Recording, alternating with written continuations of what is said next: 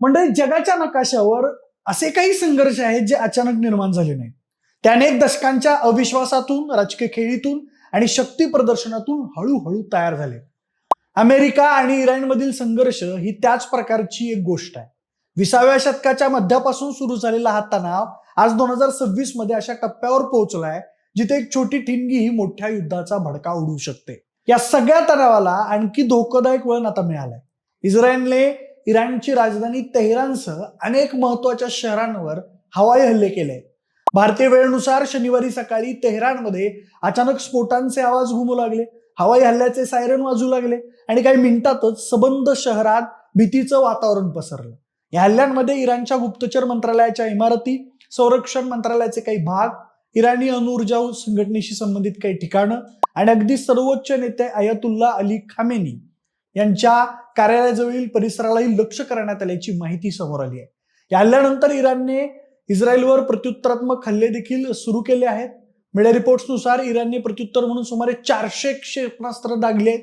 पण हा वाद नेमका काय, या हल्ल्यामागचं नेमकं कारण काय आणि सध्या इराणमध्ये काय घडतंय, इराण इस्रायल युद्धाचा भडका का उडतोय याचीच माहिती सांगणारा हा संपूर्ण व्हिडिओ. नमस्कार, मी प्रथमेश आणि तुम्ही पाहताय विशेष भारी. म्हणजे काही दिवसांपूर्वी अमेरिकेचे राष्ट्राध्यक्ष डोनाल्ड ट्रम्प यांनी इराणवर हल्ला करण्याची धमकी दिलेली होती.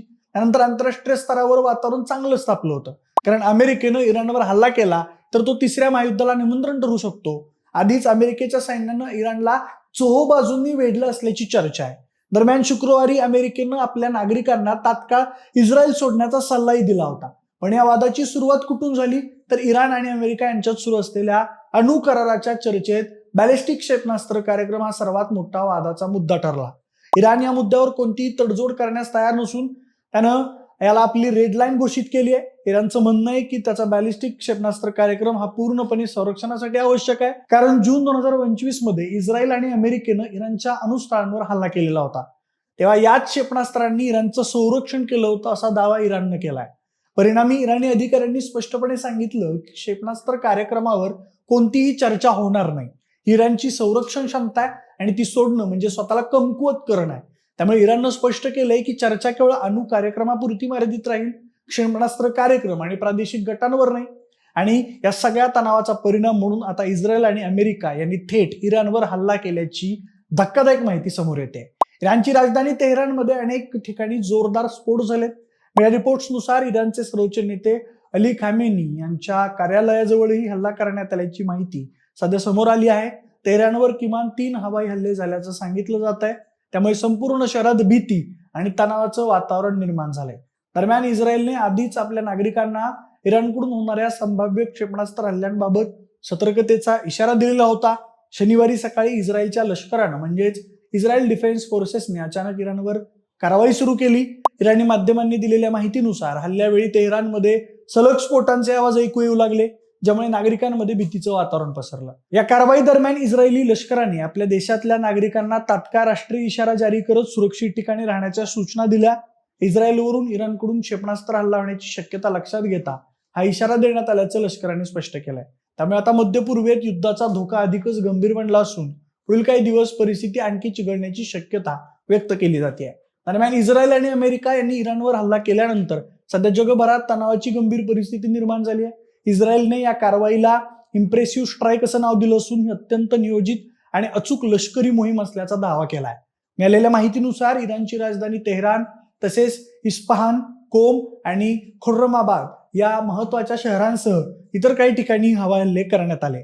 तेहरानमधील विद्यापीठ रोड, सर्वोच्च न्यायालय आणि न्याय मंत्रालय यासारख्या संवेदनशील आणि महत्वाच्या ठिकाणांनाही लक्ष करण्यात आलं असल्याचं सांगितलं जात आहे. या हल्ल्यांदरम्यान इराणचे सर्वोच्च नेते अयतुल्ला अली खामेनी यांच्या निवासस्थानालाही मोठं नुकसान झाल्याचं सध्या सांगितलं जात आहे. मात्र हल्ल्यापूर्वीच त्यांना सुरक्षित ठिकाणी हलवण्यात आल्यामुळे त्यांना कोणतीही इजा झाली नसल्याची माहिती सध्या समोर आली आहे. या कारवाईनंतर इराणनेही तात्काळ प्रत्युत्तर देत आक्रमक भूमिका घेतली आहे. इराणने इस्रायलवर तब्बल 400 क्षेपणास्त्र डागल्याचा दावा केलेला असून या हल्ल्यांमध्ये काही महत्वाच्या ठिकाणांना सुद्धा लक्ष करण्यात आलंय.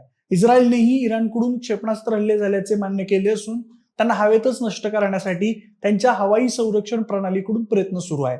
तसंच नवी दिल्ली इथल्या इराणच्या दूतावासाने स्पष्ट शब्दात अमेरिका आणि इस्रायल यांच्या हल्ल्यांचा तीव्र निषेध केलाय. दूतावासाने म्हटलंय की हे हल्ले इराणच्या सार्वभौमत्वावर आणि भूभागावर केलेले बेकायदेशीर आक्रमण आहेत. हे केवळ लष्करी कारवाई नाही आहे, तर आंतरराष्ट्रीय कायद्याचा आणि संयुक्त राष्ट्र संघटनेने ठरवलेल्या नियमांचं थेट भंग आहे.